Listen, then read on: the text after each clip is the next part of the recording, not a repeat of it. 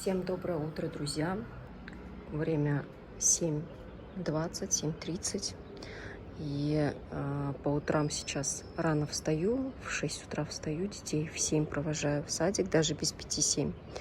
И смотрите, здесь вот поливают вот так вот апельсиновые плантации.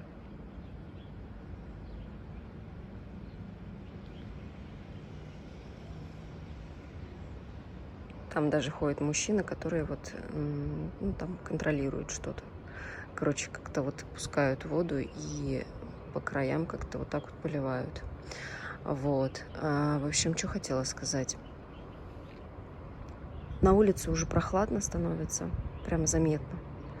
Вечерами даже мы окна закрываем. Ну, прям вот когда чувствуем, что уже ветер такой прохладненький дует. И, наверное, уже даже и в бассейнах вода такая попрохладнее, потому что вечером холодно. В бассейнах были последний раз 2-3 дня назад. Уже водичка была такая холодненькая. В общем, друзья, начинаем доброе утро. Доброе турецкое утро. Всем хорошего настроения. Сегодня по планам уже съездить за рыбкой. Последний раз не получилось, но в понедельник я ездила, там рыбы не было. Сегодня среда, и сегодня должна быть уже рыба свежая, только должны привезти. Поэтому сегодня съездим за рыбкой, потом посмотрим кофе. Вот писали, сколько стоит, цену поищем, посмотрим. И еще писали по поводу печени. В общем, сегодня поболтаем немножко по ценам, по поводу Турции, и еще съездим в магазин. Сейчас буду готовить себе завтрак. Вчера у меня муж ездил в Газипашу, и смотрите, хотела вам показать, я ему заказала пиши. Вот это вот называется пиши. Она такая как будто жареная на масле. Вот. И многие, наверное, кто в отель приезжал, покупал вот, то есть пробовал, наверное, вот такую вот вещь. Вот. В Газипаше она еще и продается. Здесь, в Селивке, ее найти невозможно. И вот, пользуясь случаем вчера, что он поехал в Газипашу, я решила заказать ему. Я говорю, привези мне пиши. И вот сейчас вот с кофе, с яичницей на завтрак, это прям вообще обалденно будет. Готовлю я себе болтунью в последнее время. В общем, растительное масло еще надо будет сегодня купить. Напомните мне, пожалуйста, когда пойдем в магазин. Вот, смотрите. Вообще улетает просто растительное масло. Ну, в принципе, можно сливочное масло добавить, если уж вот так вот маловато. Короче, обжариваю я сначала какие-то овощи. У меня здесь остался соус со вчерашней пиццы. Тут томаты, базилик, чеснок и томатная паста немножко. Сейчас вот сделаю болтунью. Немножко сливочного масла. Поджариваю соус. Вообще я, конечно, немного добавляю лука всегда. Прям аромат чесночка вышел. Обязательно это дело солим. Это, кстати, все не мне. Это мне и старшему сыну. Я обычно вот так готовлю, ему оставляю. Он просыпается немножко позже.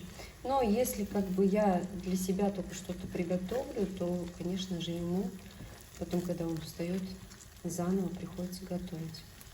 Про кофе, кстати, хотела сказать. Вот такой вот берем обычно Якобс Гранат Голд. Это для меня. Для мужа мы берем вот такой вот Монарх Голд. Всегда. Вот это вот вообще вот такая упаковочка. Сколько здесь? 100 грамм. Иногда бывает в шоке по акции за 60 с чем-то лир. Вот. Больше всего нравятся вот эти вот. Ну, это всегда 100 лир. Сейчас уже даже дороже. Это уже для меня мой любимый вкус. Еще говорю, вот хочу попробовать кофе с атами заказать. Говорят, очень вкусное, сорт совершенно другой. Попробую, расскажу обязательно. Еще мы вот так вот сушим мяту. Вот почему сушить мяту, да, если она здесь постоянно круглый год растет? Просто жалко выбрасывать. Вот вроде покупаешь, да, пучок целый, а что с ним делать? Мы обычно только чай пьем. Но иногда, конечно, я добавляю, когда я кушать готовлю, но остается вот очень много. И Жаль выбрасывать, это меня, конечно, муж подсадил вот так вот делать травки, короче, заготовки. Хотя круглый год есть мята. Ну что, вот такой вот у меня завтрак. Еще тут семитики тоже из газипаши. Обязательно мед. Огурцы, помидоры, если честно, уже приелись настолько сильно, что я кушаю, стараюсь, но вот прям детей не заставить их кушать. Еще вчера муж с Анамура привез, по пути, анамурские бананы. Там очень много бананов. Вообще бананы и в Газипаше тоже растут. Банановые плантации вы можете увидеть в моих предыдущих роликах. Я в Газипаше тоже очень долго снимала, когда мы там жили. Наверное, один банан анамурский все-таки съем на завтрак еще. Аромат кофе прям подсела очень на кофе. Раньше я вообще кофе не пила, не любила вкус кофе. И еще у меня после кофе, если особенно свежежаренный, то есть свежеприготовленный кофе, если попьешь, у меня прямо начинается сердцебиение, вот это вот учащаться. Короче, мне кофе вообще, по сути, нельзя. А вот это кофе мне подходит, и я прям настолько привыкла, прям от аромата, мне уже вот на улице даже я чувствую аромат, и мне прям хочется его пить. Но я обычно кофе пью только на завтрак, вот, вместе с вами. Еще знаете, что хотела рассказать? В общем, иногда, когда есть йогурт дома, когда мы его не забываем покупать, йогурт мы обычно кушаем мы йогурт всегда кушали с сахаром, добавляли там много фруктов, вот, то есть подсластишь, добавишь фруктов, и прям идеальное, да, сочетание, вот, особенно с киви, попробуйте йогурт с киви. И в последнее время, короче, я начала с яичницей йогурт есть, иногда добавляю чеснок, иногда просто, вот вместо соуса, короче. И реально настолько вкусно, а я думала, что они вот как-то йогурт к завтраку подают, как можно яйца, яичницу, еще йогурт как-то, да, кушать с фруктами. А потом я поняла, что йогурт действительно не обязательно делать из него прям йогурт, да, вместо соуса вот к яичнице прям с чесночком немножко, обалденно. И еще я обязательно добавляю остренькое что-то в еду, обожаю остроту, это красный перец в хлопьях, острый красный перец. Я раньше любила соусы острые всякие, но так, чтобы перец вот так вот добавлять, я не добавляла. Сейчас я понимаю, что в жарких странах неспроста его кушают, чтобы вот эти бактерии, тут постоянно всякая инфекция. Вот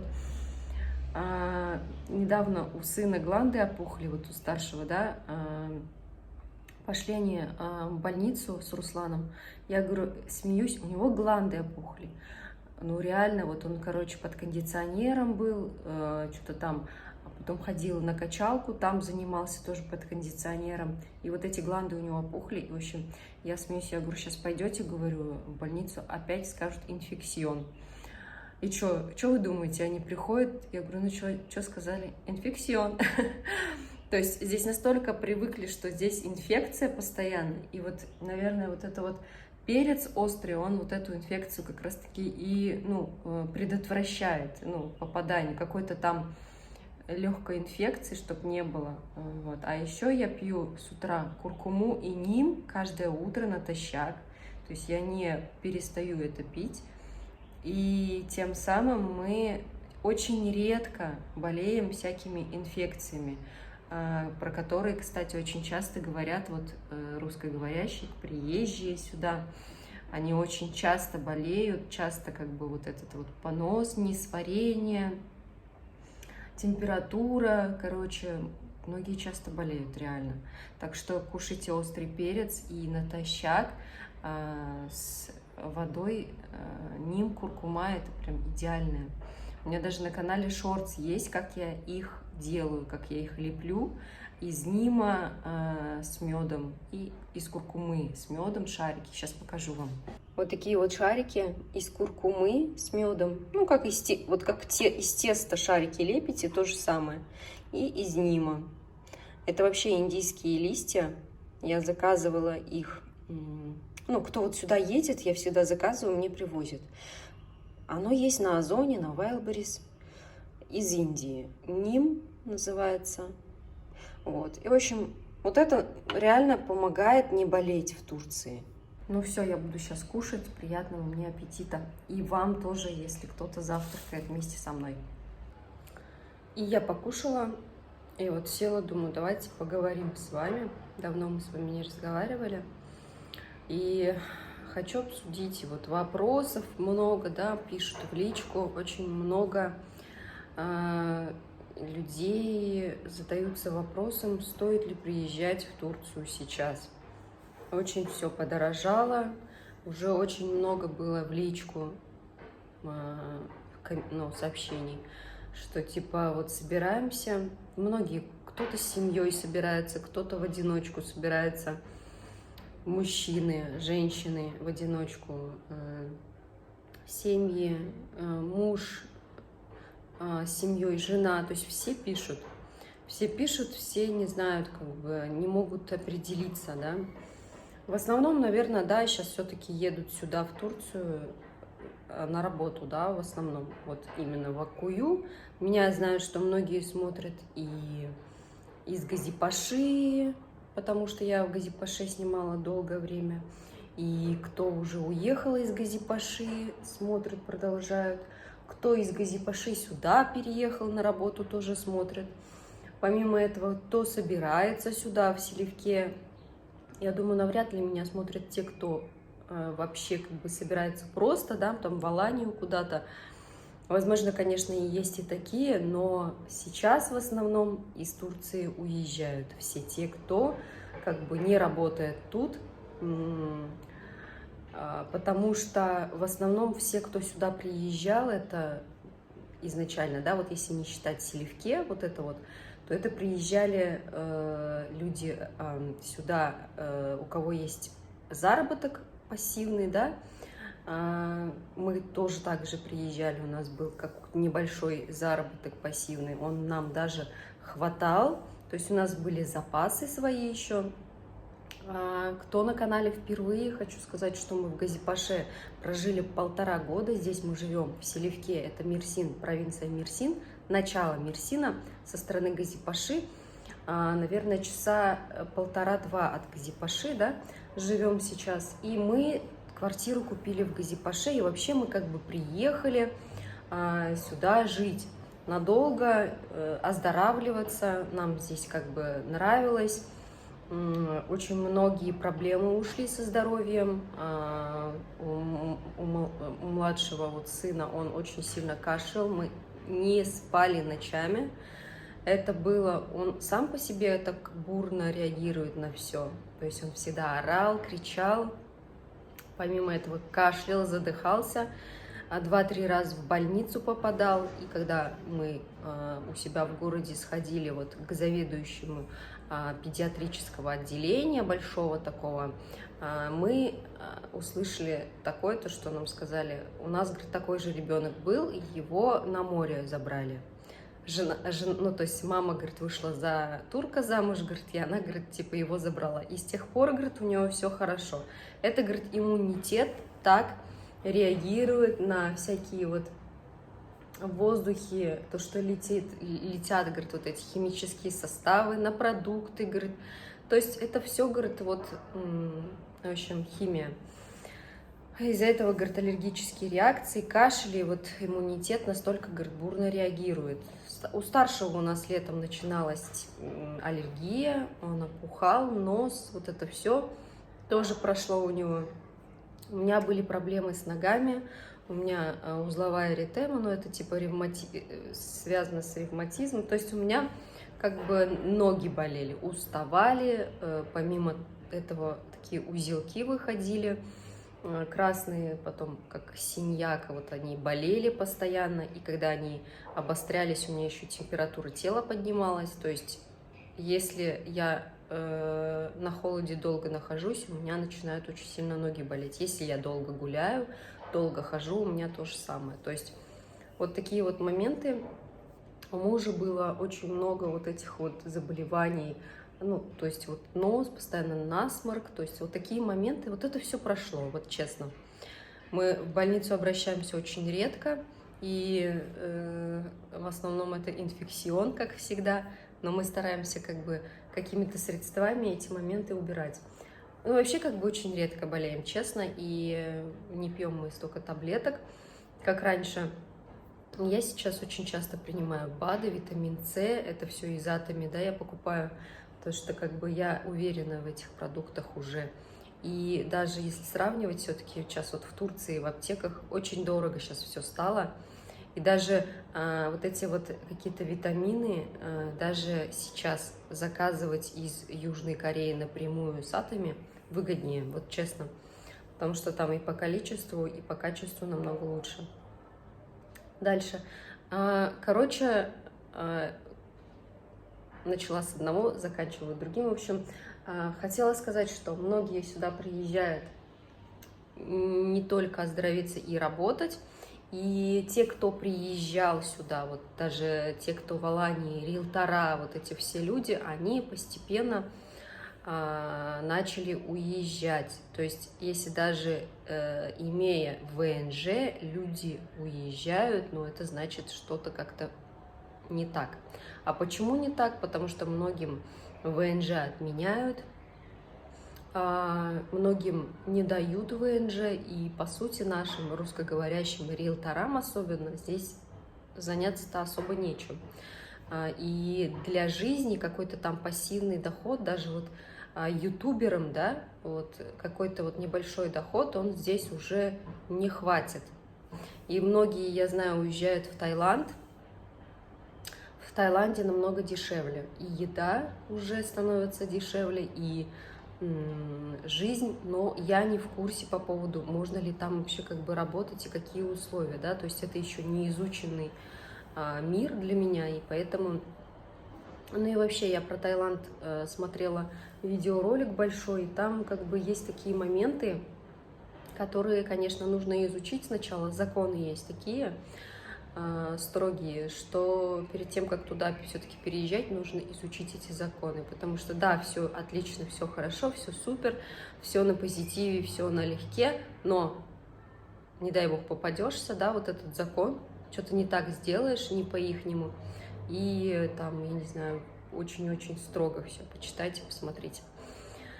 Вот, и есть категория людей, которые меня смотрят и именно вот мне пишут, которые именно уже в Турцию собираются для работы, официальной работы. Да, напоминаю, что здесь неофициально работать нельзя, хотя умудряются люди и здесь работать неофициально, как бы я уже очень многих знаю. Вот. И здесь есть русскоговорящие, потому что приезжают на работу. Даже вот посмотреть по классам, да, столько классов первых. Вот так вот идет, короче, 1, 2, 3, 4, и чем выше, тем меньше классов. 10, 11, вот там уже намного меньше. Но вот представьте, 10 классов, первых классов 10, там вторых классах 9, третьих классов 9, потом четвертых там что-то 7, 6, и вот так вот идет, короче, там 9 4 класса вроде, 10 3 класса, то есть вот так вот.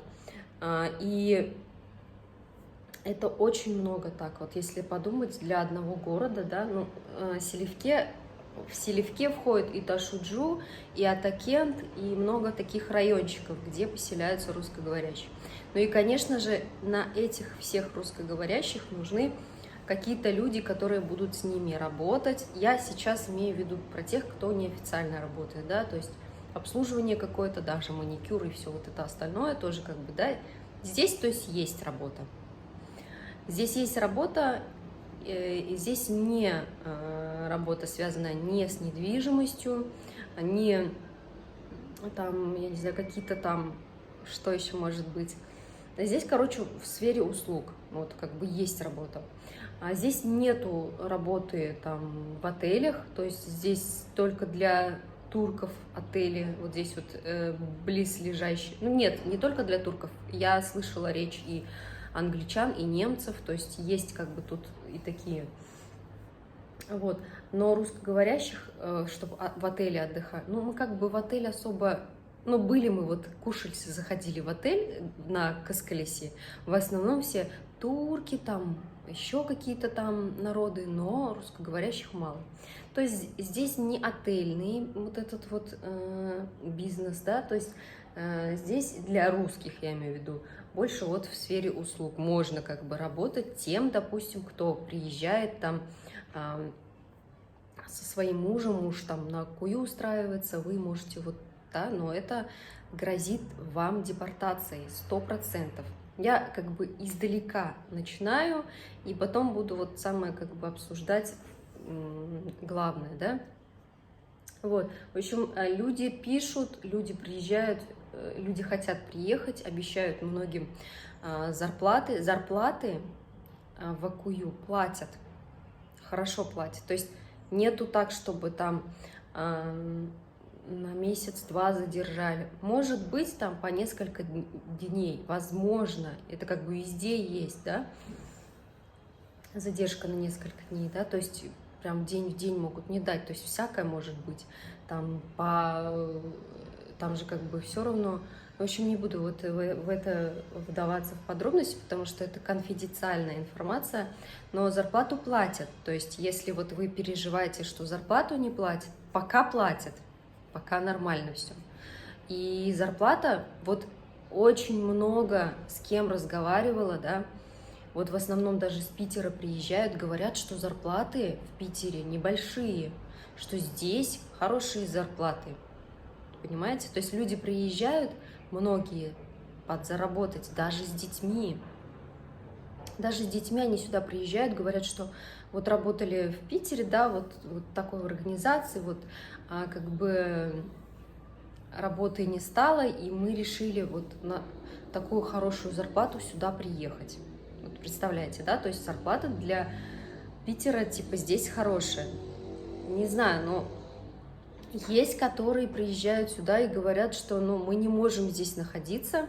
Вот они приехали подзаработать, но они сравнивают вот Турцию, там начинается вот это сравнение, когда вы начинаете сравнивать, то это все, короче, вот этот самоанализ, он, короче, разрушает, и все, они не могут здесь находиться. Вот им психологически тяжело, то, что здесь не настолько развитая инфраструктура, когда вот они приехали с Питера, с Москвы, они не могут здесь находиться.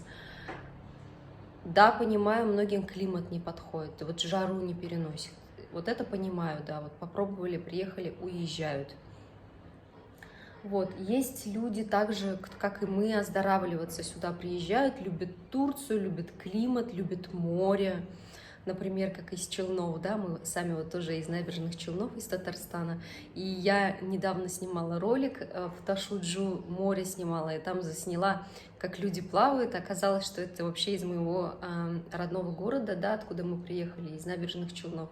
Вот они тоже вот уже, они только приехали, они уже изучают море, уже наслаждаются, то есть такие люди есть. Вот мы, конечно, относимся больше к таким людям, мы пытаемся насладиться вот всем, чем пока можем, да, то есть морем, возможностями, которые здесь в Турции открываются, здесь можно путешествовать, если ты здесь работаешь, да, то есть здесь можно оздоровить детей, здесь можно питаться, то есть круглый год фруктами, овощами. Я знаю, что люди и в Москве живущие могут себе это позволить, туда тоже привозят все это. Но это, во-первых, наверное, бабки большие, во-вторых, это пока привозят, все равно, наверное, опрыскивают чем-то, чтобы это все не портилось. Вот даже у нас, вот мы с мужем иногда разговариваем, да, у нас раньше был совхоз весенний, короче, там, где выращивали помидоры, огурцы, и вот тогда, да, вот тогда вот у нас рядом выращивали, и мы кушали это все, да, и то как бы там всегда все это делается не на качество, на количество, и в основном, да, даже на рынках не сравнится, если ты сам будешь все это выращивать, да, но это, ладно, другая тема. И получается, что люди, которые сюда приехали, оздоровиться, там, вот насладиться, они и остаются. Они в основном и остаются, их все устраивает. Но когда люди приезжают с детьми, и вот бывает у всех в организациях разные бенефиты, да, у кого-то оплачиваются так, у кого-то оплачивается полностью, у кого-то частично, у всех по-разному, потому что здесь есть вот заказчик и есть очень много подрядных организаций, да, у всех условия разные. Даже есть такое, что у некоторых подрядных организаций в некоторых случаях для некоторых семей условия лучше, чем у заказчика. Даже и такое есть. То есть там, в принципе, это вот как вам повезет, как бы, да. И в плане, сколько у вас детей. Вот у нас 3 детей, но у нас, как я вам говорю, оплачивается только 2. И вот мы как бы по садикам попадаем на хорошую такую сумму. Сколько мы, около 30 тысяч мы отдаем ежемесячно, получается.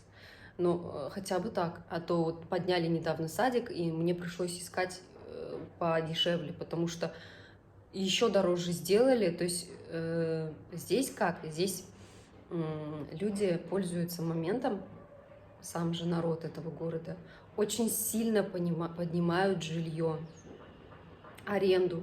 То, что знаете, вот мы же такой народ русскоговорящий, мы все, как бы мы потерпим, потом наплюем и уйдем. То же самое, что если вот в садик резко подняли на 60%, да, 66%, на 4000 лир резко подняли, и это не считая еды.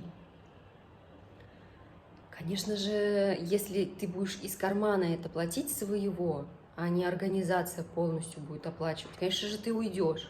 То же самое, что и с домами. Вот аренду резко поднимают. Вот инфляция в Турции на 60%, и поэтому мы тоже поднимаем. Но я понимаю, что инфляция, у нас-то организация не поднимает зарплату на 60% сразу, да? Не у всех как бы бенефиты такие хорошие, и проще даже уже съехать в район, где предоставляют бесплатное жилье, а еще сейчас строят целый городок большой для тех, кто работает на заказчика, и там некоторые подрядные организации. Можно и там уже жить. Это рядом с больницей, кстати, и как бы все, русскоговорящие резко оттуда уйдут, и я не знаю, что здесь будет с этим жильем, которое сейчас дают по 30 тысяч лир. Мы сами сейчас вот ожидаем, у нас квартира, мы снимали в начале года, получается 17 тысяч лир за месяц, но у нас большая квартира, здесь сауна, бассейн есть, то есть сите хорошая. Если он поднимет до 25 тысяч лир, мы тоже съедем, мы не будем здесь оставаться. 20 тысяч лир еще как бы куда ни шло. В общем, если вы планируете сюда приехать, да, я вам точно не советчик, потому что вот я вам только что объяснила, да, очень много моментов, когда кому-то, вот у всех потребности разные, у всех ожидания разные, и кого-то они могут удовлетворить, а кому-то они могут показаться ужасными, да, условия здесь, и потом просто как бы меня обвинят, то, что я там посоветовала, а было настолько плохо здесь все, вот, то есть вот, поэтому я не советчик. Я вам рассказываю просто то, что я вижу и как оно действительно есть.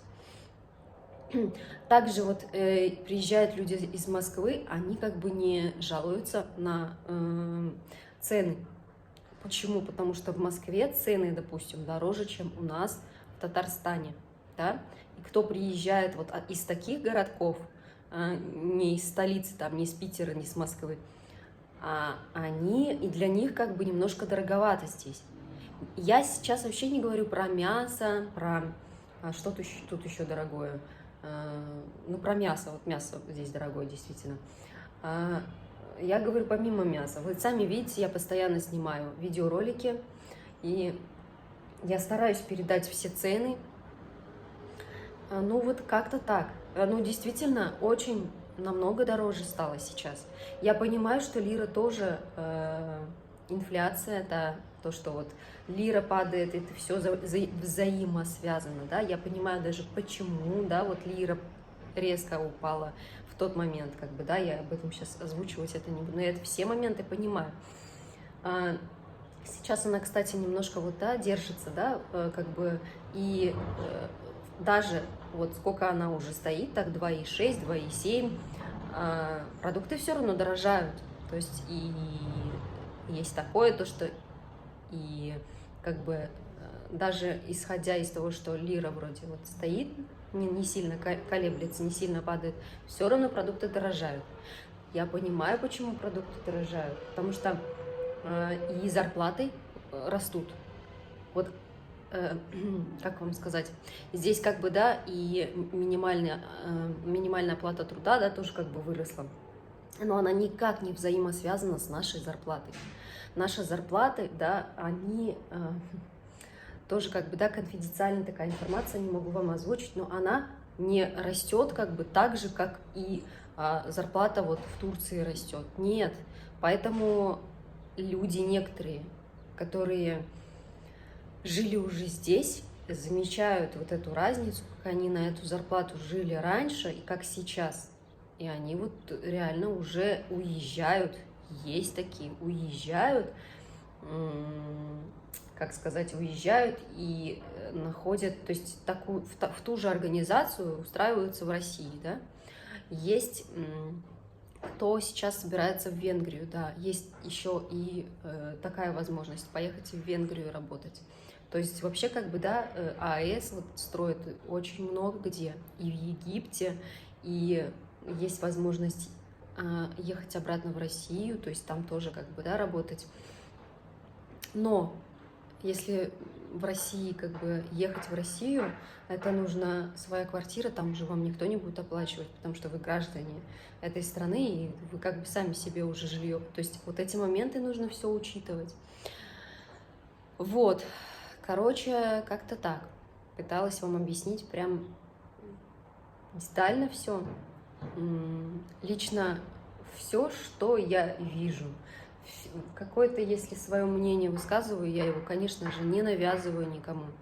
Вот. И, ну, как-то так. Я, конечно, вот даже если взять сейчас в общем все это, да, я удивлена, почему вот когда же люди сюда тянулись, люди сюда приезжали, там брали недвижимость, жили в аренде, они же все равно работали удаленно, они сюда приносили какие-то деньги, инвестиции, да.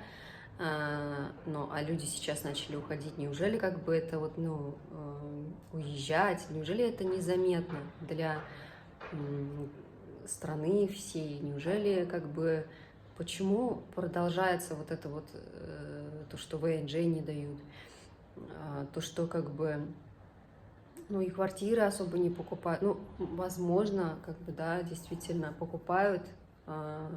Там китайцы, я слышала, покупают, немцы покупают жилье в Турции.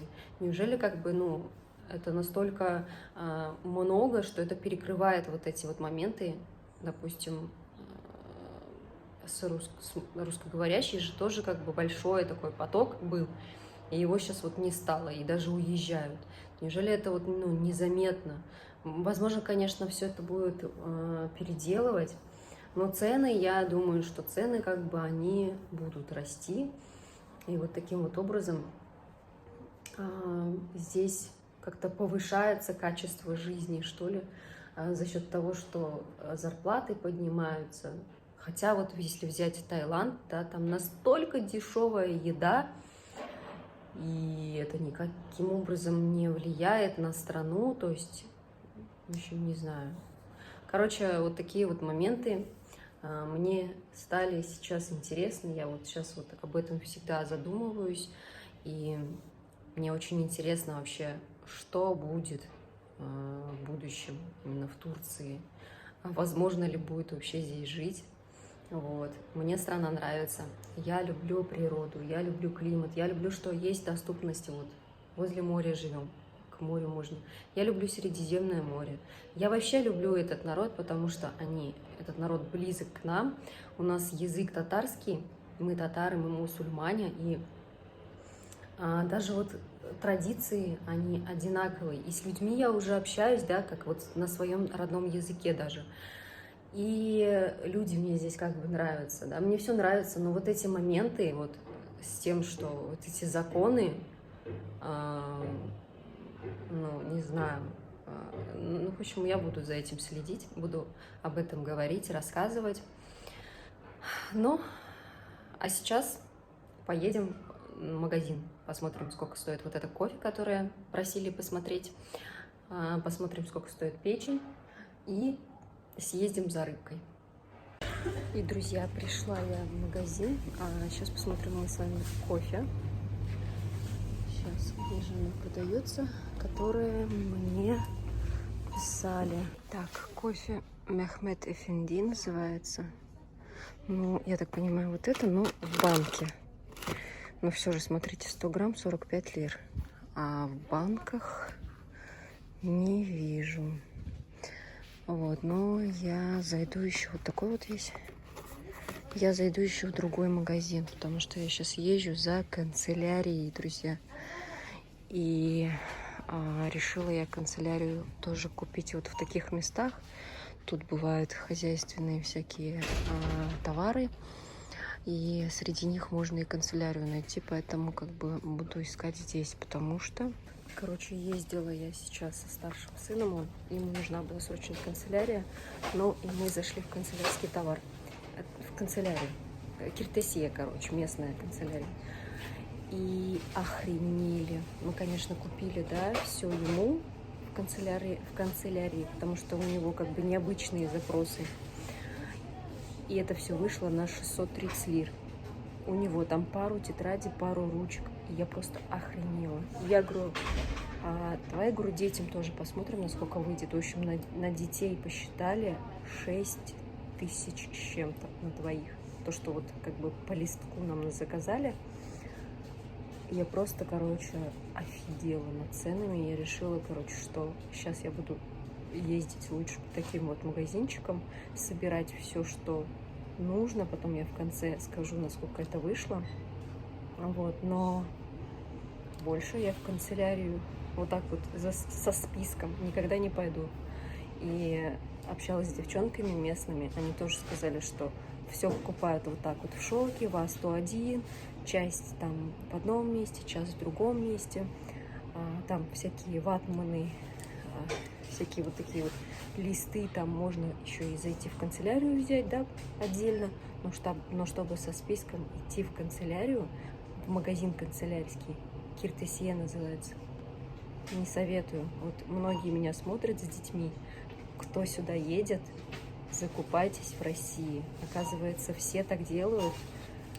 Мы как бы в Газипаше, когда жили, мы, в принципе, тоже в Салы-Пазары закупались, но тут что-то я, короче, не знаю, у меня вот это все вылетает.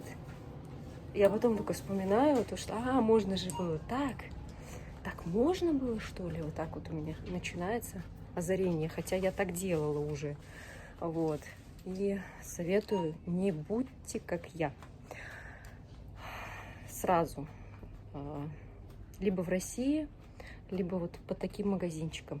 Собирайте канцелярию, потому что в Киртесии это очень дорого. Нам еще дали специальный магазин, где мы можем купить, это с садика. Сказали, что будет 15% скидка. И учитывая 15% скидку, даже вышло на двоих детей 6 тысяч лир. Я просто там смотрела, как они считают вот эти вот там пластилины мягкие, вот этот плейдо. И просто охреневала, когда вот эта сумма уже пошла больше 4000 лир, я еще сфоткала. Я думаю, может быть, мне показалось. В итоге нет. В итоге насчитали на 6 тысяч лир. Я говорю, нет, спасибо, не надо. Оставила все на кассе и ушла. Так что вот так вот. Хожу вот с пакетами за девушкой. Она мне набирает все, что мне нужно. Вот так надо.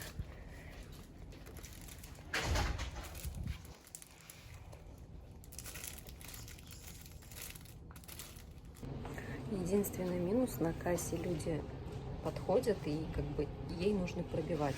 Ну, ничего страшного, здесь работает кондиционер. Пока ждешь, наоборот, даже охлаждаешься. А в этом Киртесие я сегодня стояла, там такой ажиотаж был. Там стоишь, ждешь, потеешь, людей куча. Короче, вот так вот. Кто не знает, тот не знает. Кто не знает, много платит. Короче, смотрите, купила вот таких вот 2 пакета канцелярии. Ну, все, что было. Там еще осталось купить, но все же. Вот такие большие 2 пакета у меня вышло на 927 лир. Я буду в конце озвучивать полную стоимость, прибавлю все и скажу, какая разница. Друзья, вот стою, жду лифт. И все еще вот поражаюсь, да, что насколько здесь нужно быть все-таки осторожно в плане затрат. Нужно каждую покупку свою все-таки, как сказать, делать осознанно. Иначе просто рискуешь большие деньги потратить. Вот, поэтому, ну, как тут, вот, как сказать, когда с детьми, вот, сюда переезжаешь, то это надо очень-очень-очень подумать 100 000 раз. Вот. А так, если один, без ребенка, то, в принципе, за себя нужно вот только постоять, уметь, и все. Сейчас оставила все дома, была во 101, сейчас заеду еще в Шок. Посмотрю, что есть там, потом заеду в остальные магазины, что еще у нас есть в Бим. Потом в Carrefour Migros, а только в конце заеду в Киртасье. Так, ну что, еще один магазин на 509. И сейчас поеду в Бим. Короче, у меня уже заканчиваются тут нужды. Вот такие 2 файла, 15 лир в Биме. И одновременно смотрю кофе. Смотрите, опять-таки вот мягкое, да? 100 грамм. Ой, здесь 100 грамм 39. Они и эти 100 грамм, что ли, и эти 100 грамм. Да, короче, просто Мехмед Эфенди, и здесь тоже. В общем, 100 грамм вот такого кофе стоит 39 лир. Вот. А Якобс, вот, кстати, сегодня только об этом рассказывала, 139 стоит. Вот. А то, что в банке, если смотреть в большой, вообще как бы не видать таких. Ну, я говорю, вот в Carrefour сейчас заеду еще за рыбкой, там посмотрим, сколько стоит. Так, кстати, еще по поводу печени, сейчас вот зашла в Шок. Смотрите. Пилич Гигер написано, это печень. За килограмм 79 лир. Это в Шоке. Сейчас стоит. Вот спрашивали тоже. Короче, зашла в Шок. Думаю, может быть, мне повезет. В общем, друзья, последний был сетевой магазинчик на моем пути. И из списка я почти все купила. Ну вот, почти все. Сейчас покажу. Смотрите. Чисто вот это осталось, ну и здесь немножко. Вот, в общем, даже в линейку тетради, которые сегодня мы за 630 купили, я не знаю, там 5-6 штук тетрадей с Рузалем купили, они тут тоже, кстати, есть. Ну, в общем, я по пути сейчас как раз в Carrefour заеду, еще там посмотрю, и кофе вот это ваше посмотрю, и, наверное, рыбку. Попрошу, чтобы почистили на обратном.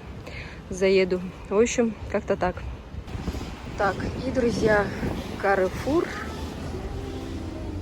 Здесь не знаю, есть ли канцелярия.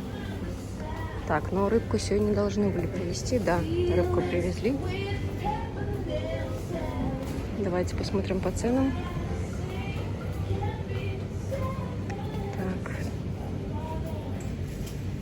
Турк самона, это у нас, как она, семга, лосось 189 лир, чупра 249 лир, и еще леврек, это сибас, кстати, вот мы в последнее время на леврек подсели, 199 лир. Короче, заказала я себе 3 штуки, пока сама вот смотрю, здесь тоже есть, оказывается, вот такие вот вещи. Сейчас узнаем, есть ли из списка что-то. И кофе я вам обещала посмотреть. в банке. Я просто не поняла, в банке или в пакете вы хотите узнать. Так, ищу, друзья, ищу. Но не вижу. Не вижу, к сожалению. Вот именно в банке вот такой вот. Так. Неужели нету? Вот, смотрите, нашла. Вот я про такую банку имела в виду. Вот здесь 250 грамм, 140 лир. 100 грамм 45 лир. И еще вот какая-то вообще интересная упаковка, смотрите. 50 грамм. 41 лира. 45 лир, 140 лир. И это в Каррефуре. Смотрите, у них свой даже кофе есть каррефуровский. В общем, вот так вот. Просьбу выполнила, короче. Я ушла. Сказали, из вот этого ничего нету. Сейчас я заеду сначала в Салы-Пазары, еще там спрошу. Потом уже прям напоследок картесье оставлю. В общем, весь список в Салы-Пазары набрали мне. Смотрите. Вот так я затарилась. Я уже подъехала в Каррефур. Вышло у меня в общем, 940 рублей в Салы-Пазары. Домой приду, все вам расскажу. Сейчас зайду за рыбкой. У меня сегодня еще и гостья приезжает. Неожиданно. Поэтому время 5, надо уже рыбку готовить к приезду. А моя рыбка уже готова. В общем, друзья, пришла домой. Не обращайте на мой видок. Очень сильно устала. Вот сейчас, посчитала. Но прежде купила себе пепси. Я обожаю пепси. Решила. Да, вредно, но один раз себя побалую. Большое, вот это пепси 45 лир. Ну и тем более, если гость приезжает. Я знаю, что нужно как-то там вот это все. То есть купила я рыбки, сейчас пожарю, сыра там разных видов. В общем, надо еще готовиться и к приезду тети. Приезжает у меня тетя, она приехала сюда отдыхать и решила приехать к нам в гости. Говорит, соскучилась очень сильно по, как сказать, как их назвать? Тетя — это сестренка моей мамы по, ну не племянники же, по внукам, что ли, но это же не как бы ее внуки, ну то есть это внуки моей мамы, ее сестры. Внучатые племянники, что ли. В общем, напишите, кто знает. Соскучилась, говорит, хочу увидеть. Раз уже, говорит, я сюда приехала, я, говорит, хочу. Да, у нас, кстати, на стенах везде эти, у меня прям дети, повесить. Везде гвоздики, я думаю, а что нет? Повесила. Нам особо гости не приезжают, ну а вот такие картинки детей, наоборот, радуют. Я вообще не парюсь по поводу там чего-то там.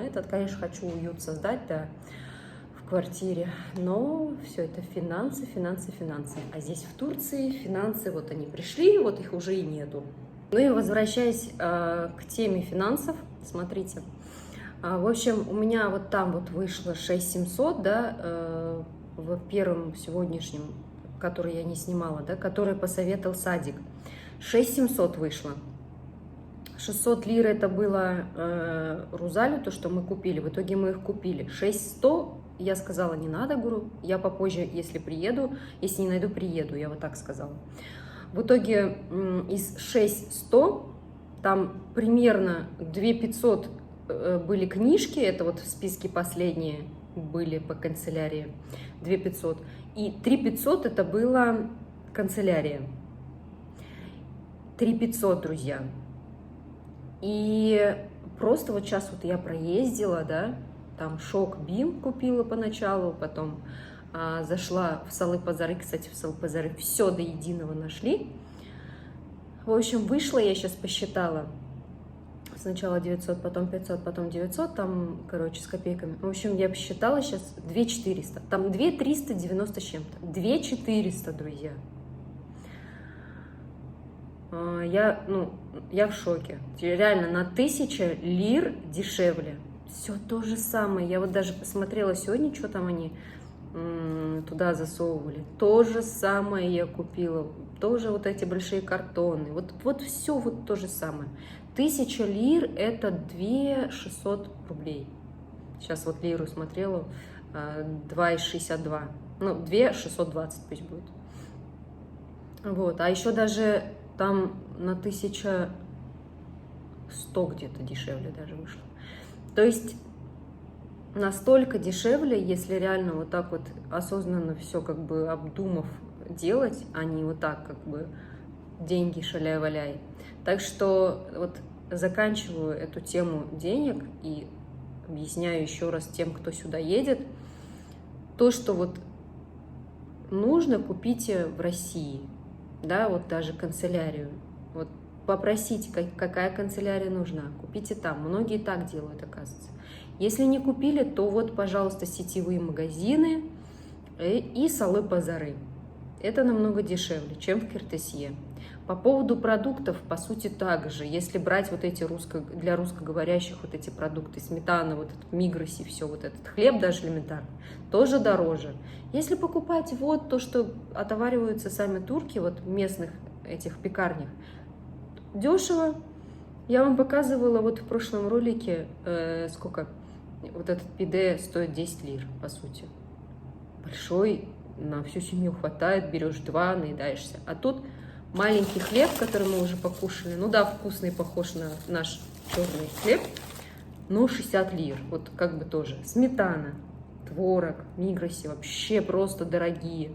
Ну, творог я особо и даже и не хочу, вот честно не хочется, я особо и не любитель творога.